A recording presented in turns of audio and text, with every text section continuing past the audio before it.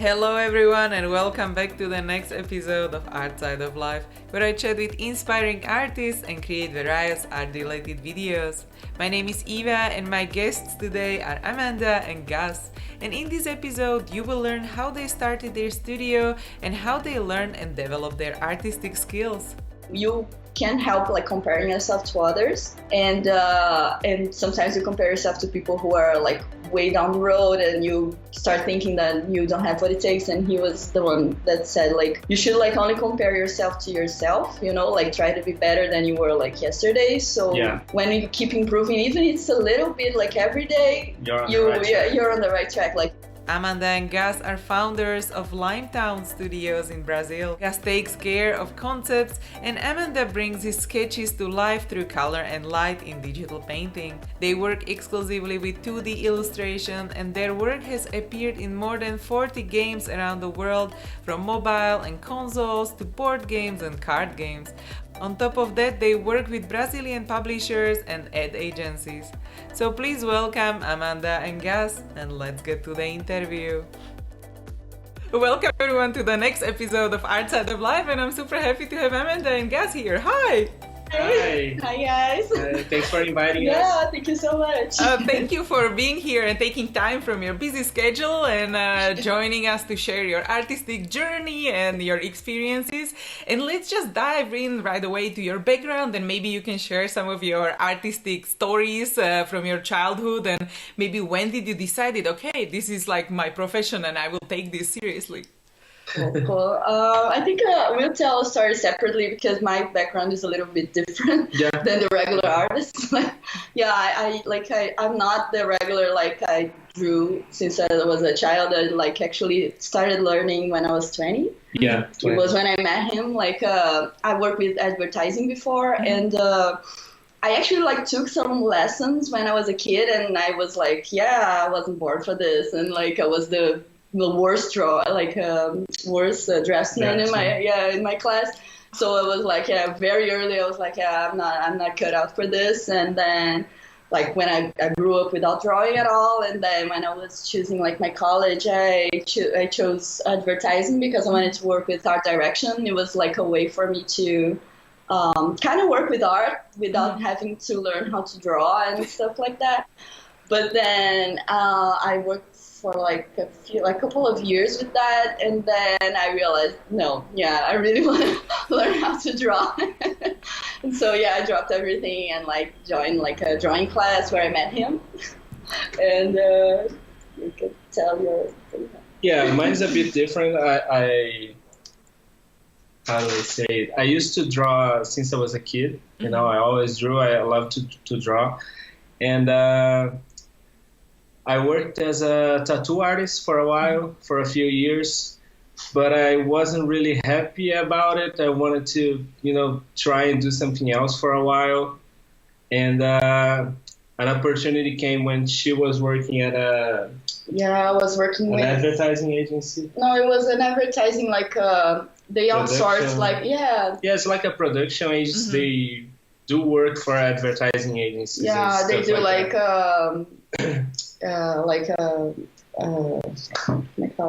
anúncio. Ads. Ads, print ads. Commercials and stuff. Commercials, prints, so. And they needed someone to work with 3D. So, and that's something that I always had some kind of interest in. So I kind of, started going there and ended up getting a job. So and then I stayed there for a while. We stayed there for a year, we worked with, he worked with 3D, and I worked with creative retouching and photo manipulation. So it wasn't, we were working with art for advertising, but not really drawing. But it wasn't what we wanted to do. Yeah. So we stayed there for a year, and then at the end of that year, we were we should quit and do our own thing. Because there weren't a lot of options in Rio for people who wanted to find work with illustration. Yeah. There were a couple of companies, but they were super. So they were to enter there was really competitive because there were a couple of options only. So there wasn't really a place to work with that kind of stuff if you wanted to do full-on illustration, character design and stuff like that. So we started it was like in the end of 2011, October, we quit, and then we went to take our vacations, and then we started we should do this studio thing, and we started coming up with the name and the logo and stuff. And the funny thing is that that first month we were even taking a break and coming up with that kind of stuff. We already had 2 clients, because we people who worked with us in the past, they knew we were super hardworking and responsible and all, and we mentioned to everyone we're quitting to start an illustration studio. And people were like, yeah, I have something for you. And we're like, what? So it was from day one, we already had we already had stuff to do. It was one game company that hired us to do user interface stuff, artwork. And then we ended up working for him for 3 years. Yeah, it was for one of our first clients, and we worked for them for 3 years, 3.5 years. Yeah. And the other one was that indie game. We did the full we did the characters and backgrounds and animations, the Candy Run one. Oh yeah. It was an endless runner. And it was very cool because we didn't have a lot of experience, and we didn't have we worked before, so that's where we got our networking and contacts and stuff. But yeah, we had no idea how to run a company and how to do accounting and contracts. What are those? So did you have some mentor or someone who helped you along the way with this starting transition period?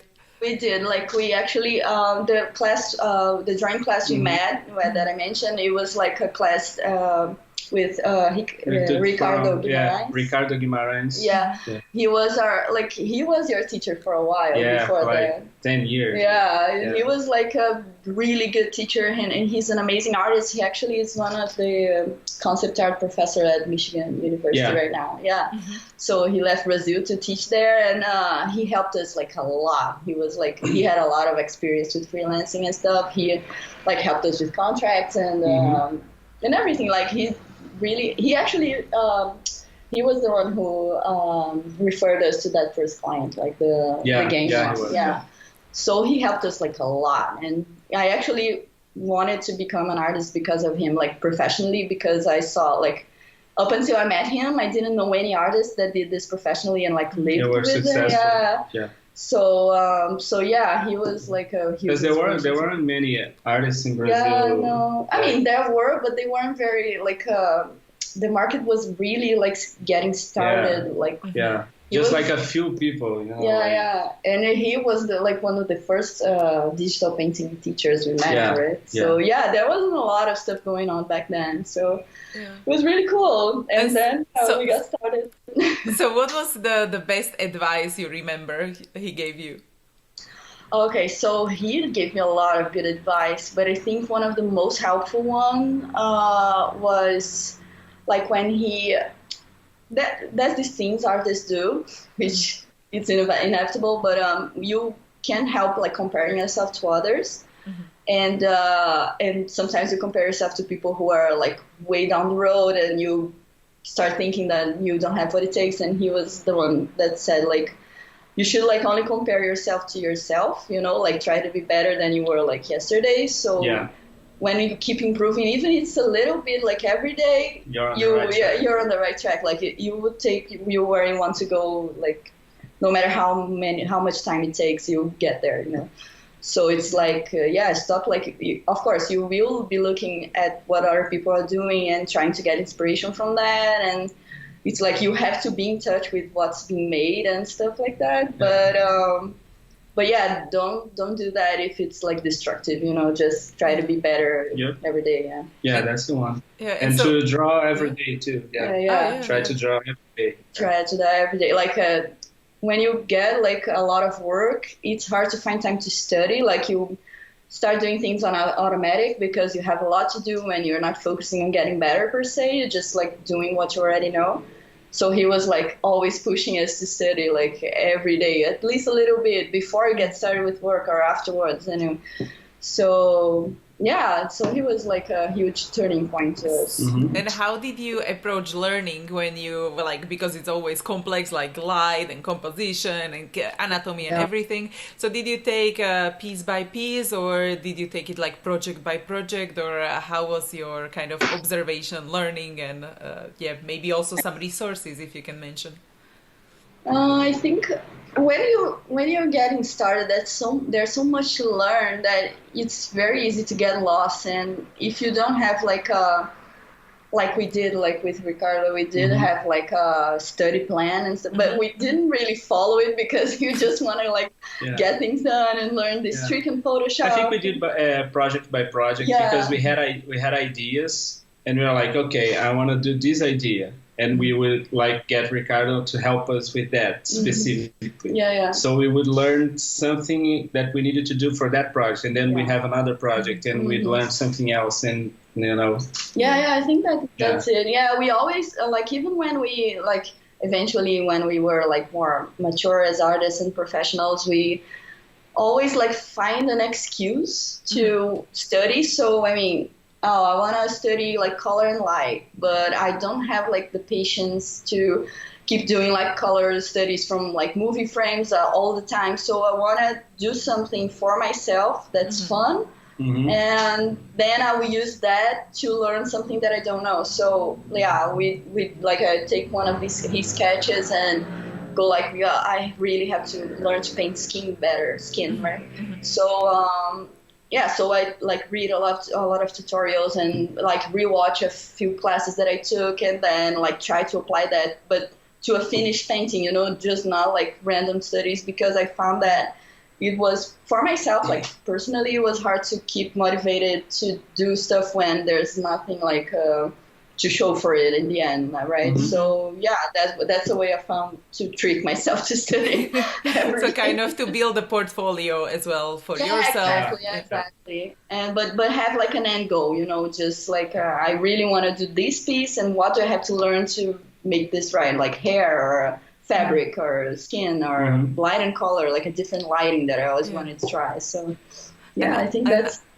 Are there some kind of like art pieces which your clients always refer to, or it's always different ones? No, there are a few that always come up. Yeah, I think we did a portrait of a Brazilian YouTuber that's called Mary Moon. And it was one of those studies where he did the sketch, and then I was like, I should really do something different with color and light on this one. And people like on social media seem to love it at the time, and up until today, like people like hire us. Like 3 years old, and people like still say that one. But people always like, I really like the lighting on this one. I'm like, yes. Oh, perfect. So then you can and you have also art stations, so some clients find you through there, or where is the most networking your like clients find you through? I think ArtStation is where the biggest clients come from. Like more serious, like heavyweight. Clients. Because I think every like major company is there right now, and when they have to look for someone, they look there. But we have a lot of stuff going on with Instagram too. It's where we have get a lot of followers. small jobs on Instagram. It's usually commissions and smaller jobs. Clients.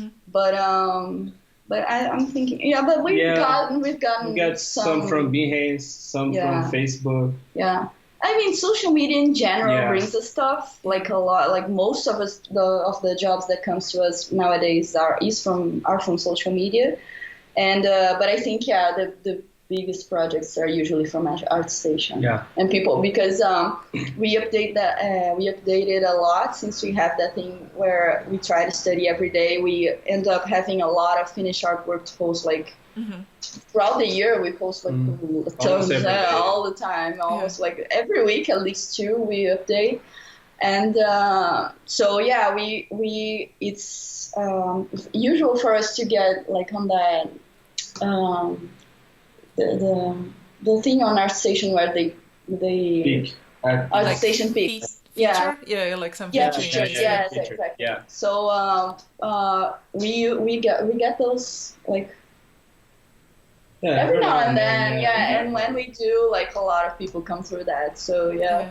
And is it referred because of the color and light, or is it more the story point, or why do you think the artwork which is chosen is usually strong? I think it's usually personal work. Mm-hmm. Yeah, I think it's almost exclusively, most of the time. Which is where we experiment more. Mm-hmm. But we don't do a lot of story pieces. We do more like portraits and like character designs. So it's usually portraits and fun art a lot too, because it's always called attention. It has the characters appeal. Yeah. But then, it's usually ones with stronger colors, like more colorful things, and in a lot of the time it's just the face of the characters, right?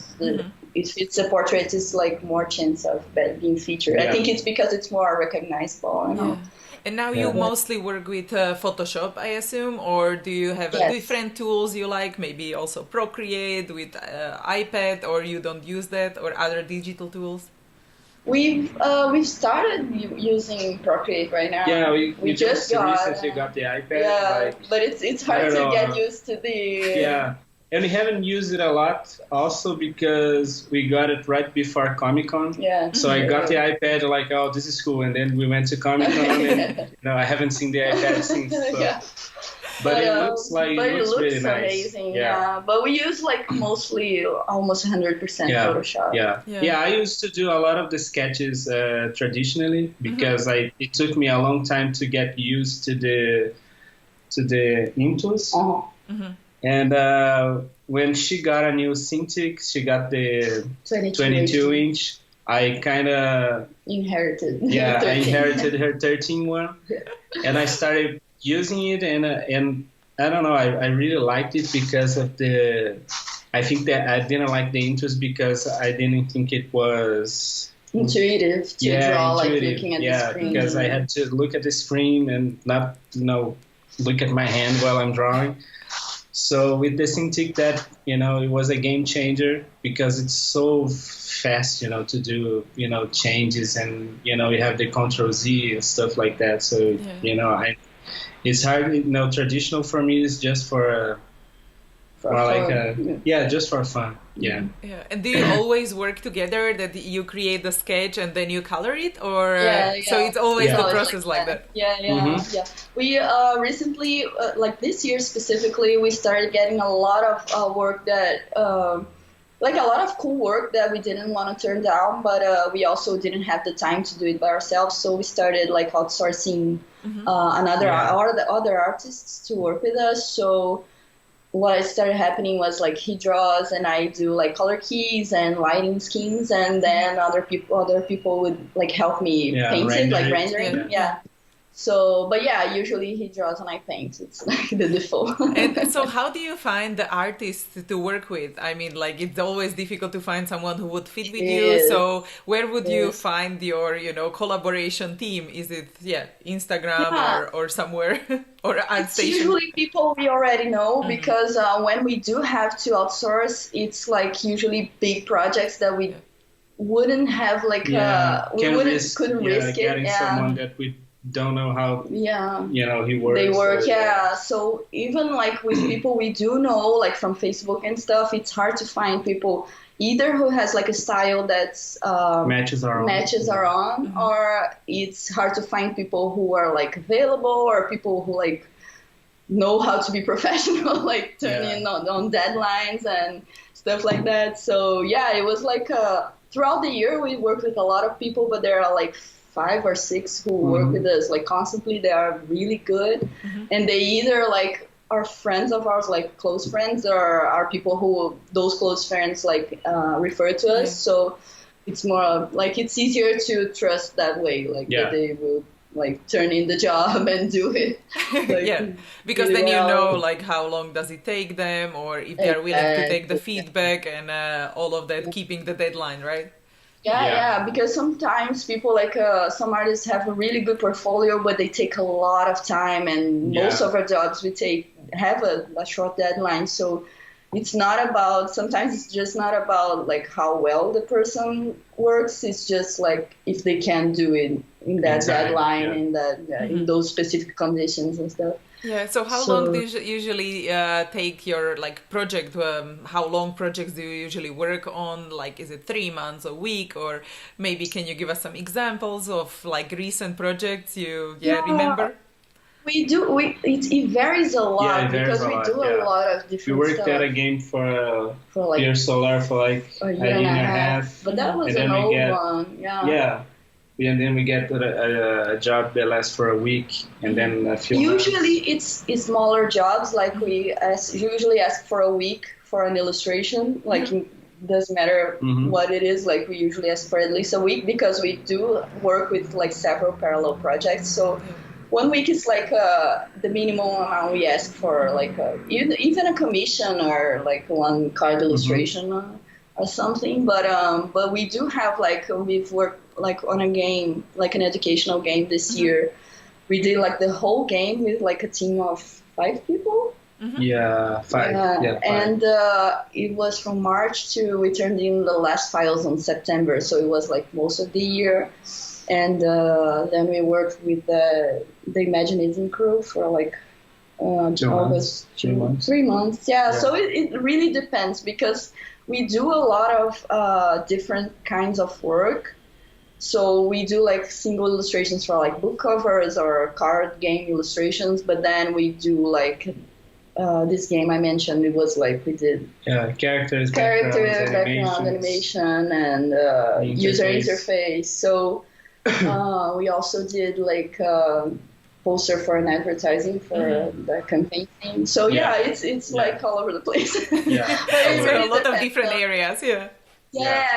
It's kind of like the way we found to diversify what we do and don't like really depend on one single market or industry because there are highs and lows. Like for instance, this year it was a great year for editorial in Brazil, but it was a terrible year for advertising. So if you don't like, we don't really specialize in one market. We just specialize in like our style, and then we like work for a bunch of other. Yeah, exactly. Yeah. So we don't like, because we're just freelancers. So if we can't count on like that income, we don't have anything else. So it was our way to not keep like all the eggs in the same basket in a way. Yeah. And so what are your kind of income combination? Is it mainly client work, or do you also sell your art prints or tutorials, or how do you combine? We do it's most like a 99% client work. As I said, like we do diversify within the client work realm. We do a lot of things. So even counting our previous background, even if like we do nowadays work mostly with character illustrations and all.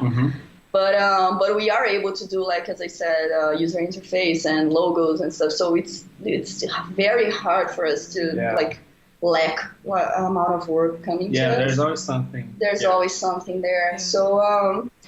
But we do have like Comic-Con. We went for the first time last year, and this year we went again, and it's that's what we sell prints and stuff like that. But that's like the only time we do and art books. And art books. But it's we tried like last year we did this in December, and like in December and January we put our online store up. But we work so much for clients, and like it's really time consuming. To do all the work and go to the mail and send stuff and print stuff and and we have like because we thought about keeping like stock. To keep stuff in stock, in storage. We thought about like printing everything like beforehand and then selling it online, but we don't have a lot of space, so it started to get a little complicated, the logistics of it. So we had a friend actually to help us with that, Camila. She we like hire her to print stuff and put it on the mail, and she would do like quality control and everything. But then she moved to Canada. We were like, not gonna happen. It's like, no. No, that's good. But yeah, we kind of like keeping it exclusively to the Comic Cons because we also have like the whole year to plan ahead, like different stuff, And and Comic it's Con not in Brazil, right? yes, Yeah, yeah, Brazilian. Yeah, because there are like a lot of Comic Cons around the world. True, So yeah. In Brazil, we don't only have the one. So Okay. Don't have the watch. because I know, like in the United States, they have like it Yeah. all over. Yeah.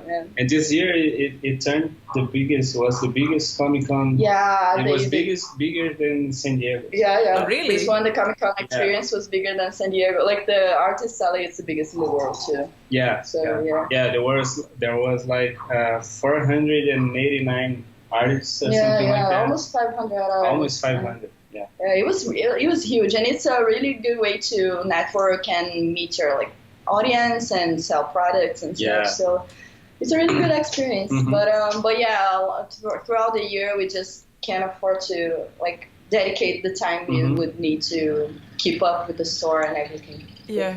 And so what would you recommend now, maybe starting artists or people who want to get noticed and just find first clients? Maybe like, as you mentioned that you had some from previous company, maybe how do you find the new clients, or everyone just now comes to you like through recommendations, or if you maybe give us some tips? Sure. We actually like nowadays we don't do like actively search clients because we already have like recurrent clients and people who like refer to us and coming through social media. But up until like a couple of years ago, I used to prospect a lot. So I was looking through all job boards that I can find. Like on ArtStation, we do have one that's really good, and you can like check the remote options. So it's not only like in-house options. Behance used to have a lot, but now it's mostly like graphic design and stuff. Yeah. But conceptarts.org used to have a good like job board. I mean, job boards are really tough because you have to like really find an opportunity there. Like there's a lot of bad jobs there. So you have to know how to to see them. I used to like check them out like every single day, and then like every week I'd find like a couple of options and I'd email them, and then like every now and then someone would react. Like it's really hard work, and it doesn't pay off like immediately, but then we got some of our best clients from job boards. So if you really look into it and like dedicate time to like go through everything and check out if like the company is cool and they do cool work, and it's possible to find something there. And it's good to have some experience before you go freelancing too. Like we were talking to a friend of ours, and working at a studio gives you some experience of how things work, and a lot of people today go straight to freelance, and they are kind of lost and all over the place and don't know how to, don't know what deadlines are, and don't know how to work with like critiques and with other people, and teamwork and this kind of stuff. We were talking the other day with our friend, and we were like,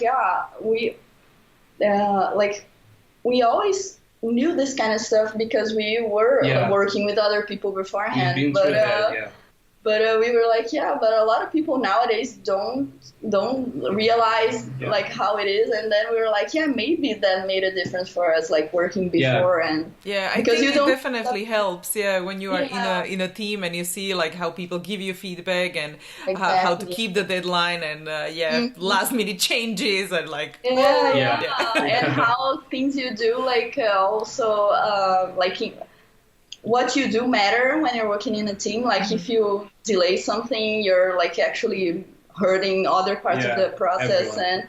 And when you're just used to working by yourself, you don't think like that because you've never had to think differently. So that made a difference for us too. Definitely. And so what is kind of the thing you wish you knew before you started the whole art career? Is there something you would like advise young self? I think myself, I would like if I could go back in time and talk to my little self, I would be like, don't stop drawing. Don't stop drawing. Because I lost so much time when I like stopped drawing and just got back to it like after a long time. So yeah, for me, I think I would like to have been a better student to Ricardo, because I was a terrible student. I didn't want to do this stuff, just could be like, oh, draw skeletons or whatever, work on proportions, and I would, draw Goku or, something else. I didn't want to, I didn't take it very seriously, so I would like to go back and do it all over again. And so what is most important for you now when you're creating a character? Kind of the strongest points you always think about, like kind of a personal branding, or what you put in your like art style? Do you put something in a, like a pose or expression, emotion, or the colors as you mentioned? Or so what is your kind of take on the character design, like the most important for you? I think we try to always do like cool gesture drawing before like defining a pose. So all our characters have these. They are very dynamic in a way. Yeah, we could do better. Yeah, we try to be dynamic. But and when creating a character, I think that first you should go for a more standard pose, because you need to show, for character design. Yeah, for character design specifically, you need to show you need to be able to show everything, how the character looks like. So when you try to do some very dynamic pose with cool angle and stuff, you may hide certain things that you shouldn't. Mm-hmm. So yeah, I think that pick a pose that shows everything, and then you can work other poses to show examples. Personality and stuff. Yeah, personality, and you can do expressions and try different clothes and stuff like that. Yeah, our style is more like we usually go for a more stylized, like cartoony thing. Yeah, so we exaggerate proportions and curves and stuff like that. But yeah, for painting, I've been trying for lately, because beforehand I didn't do things like that. But nowadays I've been trying to use stronger colors, and even if it's like a concept which doesn't have like a lot of dramatic lighting and stuff, I try to pick colors that are pick colors in a more conscious way, why I'm choosing them, what they mean, and how they work together to bring out certain aspects of the characters. So yeah, I think those are the strongest points of our work. It's the stylized drawing with the colorful and more rendered style of painting. Yeah, definitely. And what are your thoughts on personal branding of your, studios? Because also you need to differentiate from other studios or everyone else online. So do you think it's important for starting artists to think about branding across all the social media and all of this? I think we didn't think about that a lot in the beginning, and I think it's a good thing, because style is something that changes the more you learn. Mm-hmm. So you think you have a style, and then you learn something else that makes you think oh, I really like to paint hair that way, and then your style changes. So it's more of a consequence of all the things you're learning. And also I think you should learn from different different people and different classes, because sometimes you like a really cool artist, and then you end up doing things kind of like that person, and you don't want to be another of that person. Yeah. So if you just go around and try and experiment everything, and then your own taste on things is going to define your style, because you're going to experiment a lot, and you're going to go, I don't really like everything that you study, and that's going to add to your so your style is going to change with time, which is a good thing. But then your taste is personal. So even if your style changes, it's still going to look like something you did, because people are going to start recognizing things that you repeat because you like, and stuff like that. Yeah. So yeah, I think it's important to have a branding and to have a style, but at the same time, I think younger artists tend to be super obsessed with that, and that's not like, you shouldn't worry about it. Like for starters, you should like look more for like fundamentals and like references and worry study. about style later. Exactly. Later. Yeah. It's gonna come, like whether you like it or not, it's gonna show. So yeah, definitely. Just, so the art style will definitely come, and then the branding, it's something on top of your art style, you know, like your logo or your color scheme you use across your website or social media, so people can find you easier. Like absolutely. It. I mean, we did come up with this studio because we were two people and we didn't want to present ourselves as two separate entities. We just wanted to show what we did. So it was like a decision more on that basis than necessarily having a logo or having like the importance. Like if I was like just a single artist and we did things separately, I'd see the value in like using your own name, for example, because people would like to know you personally and like relate not only to your work but also to your person. Yeah. So I don't think that brand, like the brand, is necessary for all artists. It really depends on the context and what you want to achieve. And so when you were kind of progressing in your art career and the studio life, have you experienced something like struggles, or have you ever felt lost? And if you had like hard time, was there something you learned from it, like kind of a key takeaway? Yeah, absolutely. All the time. Yeah, all the time. Up until now.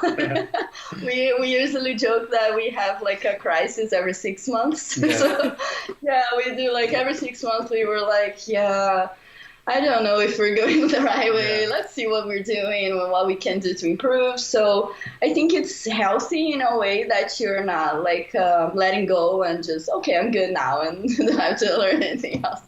But also you have to take care not to be like paranoid, which is really easy to get when you're like surrounded with cool artwork online and cool friends and people who are achieving stuff all around you. So it's really more about balance and finding like being able to celebrate where you've been, and also being able to see that you have like a lot to come yet. So and we've had a lot of, as I mentioned, like crises where we're like, everything we do is crap.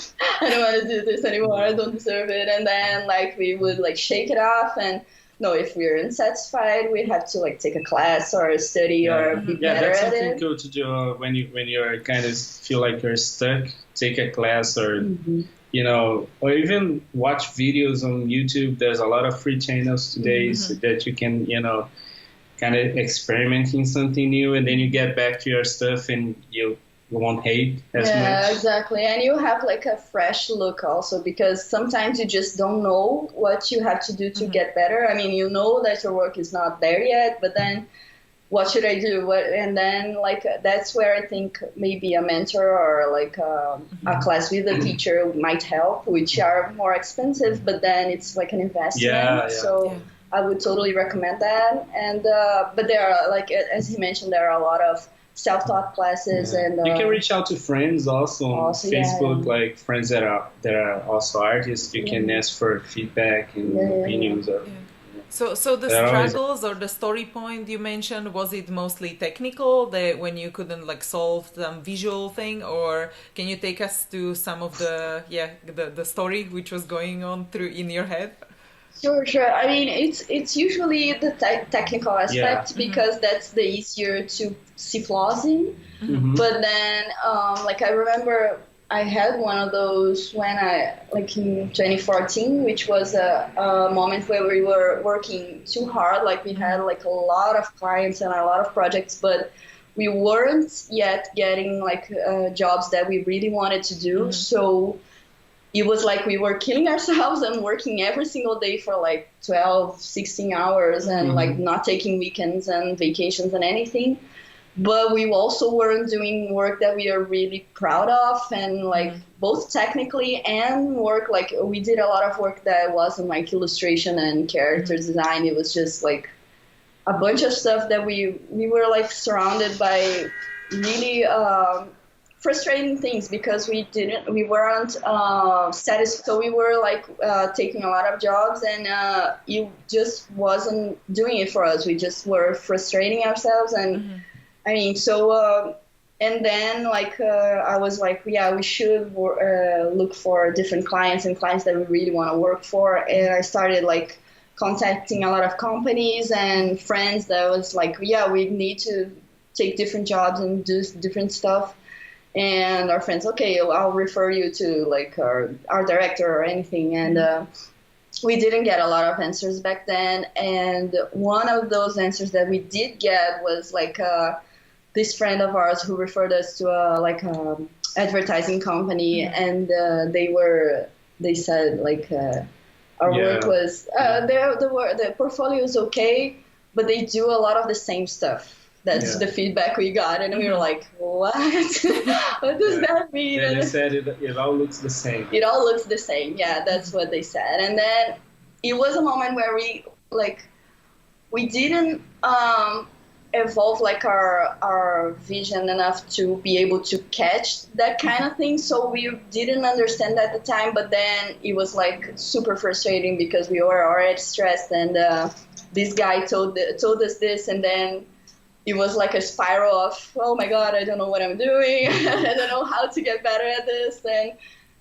we actually took a long while like analyzing our own work and like trying to figure out, because that's all the feedback we got. It wasn't like he just presented the problem but not the solution, because it wasn't their job actually to do that. But then we were like in this lost spot where we did know there was something wrong with it, but didn't have like knowledge enough to know how to fix it. Yeah. So it was when like we said, wait, we have to stop like a little bit and like figure out slow down and figure out what to do next. And then it was when we took that class from Chris Oldley, the painting drama one. And it was not to be dramatic, but it was like a career changer. Oh, perfect. Because it was like a really, really good class, and it was like so much content. And up until today, I haven't figured out everything he taught us yet, but it was a way to expand our horizons in a way to see everything that we didn't know yet.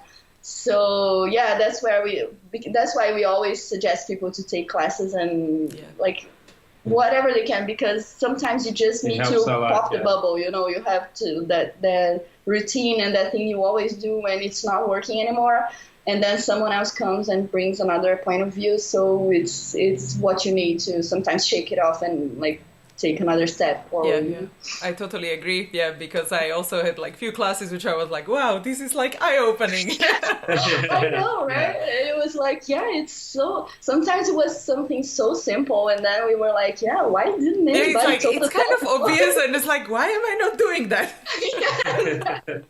So it was amazing, and it was like a really, and not to mention like the class itself was awesome, but then it was like a gateway for us to, let's take all the classes again.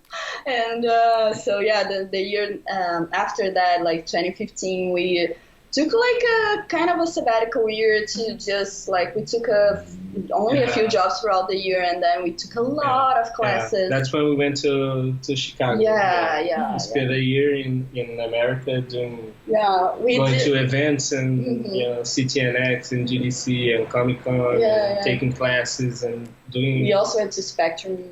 Spectrum. It was like it was a year we took to invest in ourselves and take all those classes and do a lot of networking, and then like everything changed. And on the conventions, did you have a booth, or was it more like you walked around? Just visiting and taking our portfolio and listening what everyone had to say about our work, and tips on how to improve, and also like tips on where to go, actually, like what we could do with our work. So you went also for portfolio reviews, like the ones you actually like wait in a queue and. We did. We didn't do a lot of those because we didn't get like the most expensive passes and stuff. But we did, like they did sometimes open for. We got a couple like official reviews, and we got a lot of reviews from artists that were exposing, that had booths and stuff. And we would stop by and show our stuff and ask what they think, and everyone was. We just go to them and like. can you show us? Can you show you our work just quickly? And like all of them were just like so open and awesome. It was great. Yeah. I totally recommend to go to these things just to meet people and also to realize that all of those artists are all on the same boat, because sometimes you just put everyone on the pedestal and it seems like everyone is doing amazing things and you're not. And then you realize that everyone is doing and trying hard and doing the same thing, and it's amazing. So it's everyone also like a boost in confidence. Yeah. And so let's talk about the future. And I would like to know, where would you see yourself in like 5 to 10 years? And, like, what is your dream scenario? And also, what would you like to be remembered for in like 100 years? That's hard. We actually, like, we are right now in a point where we are doing what we love. Like we actually are doing the something dream that job. we kind of want to change is that today we work other people's ideas. And we would like to, work on our own ideas. In a few years, maybe like create our own games or our own book or something like that. Yeah, we do have a few ideas that are like archived because we mostly do client work nowadays, but yeah, we wanna like slow down on the client work eventually, just take on like the best jobs and then like have free time to work on our own stuff. Because we have like this year we wanted to launch an art book, like a concept art book. And we managed to do like, 15 drawings. And it was like the whole year was like, I don't think we're launching that book. To release it at Comic-Con, but... it wasn't possible, unfortunately. I mean, we did have a few cool sketches to share, but then, but not enough to make a book. So that's always the case with us. We have a lot of ideas and things we want to do, but we always prioritize client work, so... We want to change that eventually, but I'm not sure when we'll be able to. I mean, next year. Next year. And what would you like to be remembered for in like 100 years? Oh yeah, so that's hard too. I mean, we do, like I would like to be able to give back more to the art community as it is, because we. It's one of those things, like we started like a YouTube channel and then we started like a podcast, but as I mentioned, like everything takes second place. It takes a lot of time to work. It takes a lot of time. It does, and we actually, but we have to follow through eventually. But I'd like to like be able to help more, because as like we mentioned several times in our story, we did have help from people who made a difference in our career, either like a mentor helping us to get started, or like friends helping out, and when especially we were totally in Brazil, lost. because we feel that the industry isn't as mature here yet, people need more information. And it's hard to find because not everybody speaks in English. So I mean, it's there's a lot of potential talent here, and sometimes like in Comic-Con even, like we were there 2 weeks ago and people come to us and like, I didn't know you can make a living out of this. And I was like, So, I mean, I would like to like be able to be this person to bring out like more talent and more. I mean, I think we can, like, as it is right now, we get a lot of messages from people who think, who feel inspired by what we do in a way that they see that it's possible. And as I mentioned, like, the people are like, wow, you really live like doing drawing and painting. And we're like, it's actually really good. And so, I don't know. I think I'd like us to be more of an example that way, and that people would like look and see that if we manage to make it, anyone can, because there's nothing like different or like special in the career, like our career path is just like a lot of hard work and I don't know, like or maybe we're just secretly rich. I wish. And then you can do every day what you love, which is great. So exactly.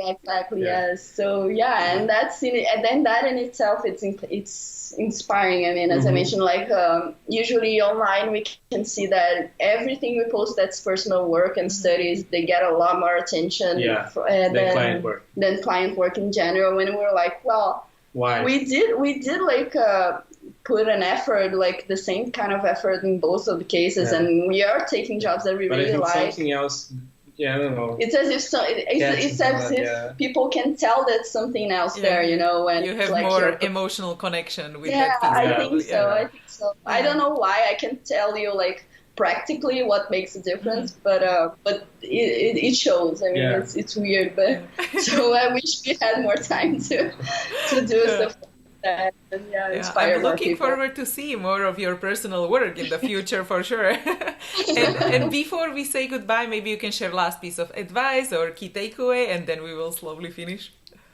Sure. I think what I'd like to say is that it's something also that I'd like my younger self to know, is that you have to take care of yourself before you do anything else, because we tend to overwork ourselves like constantly, even if we're working like on cool projects or bad projects. Either way, we just give in too much to the workaholic self.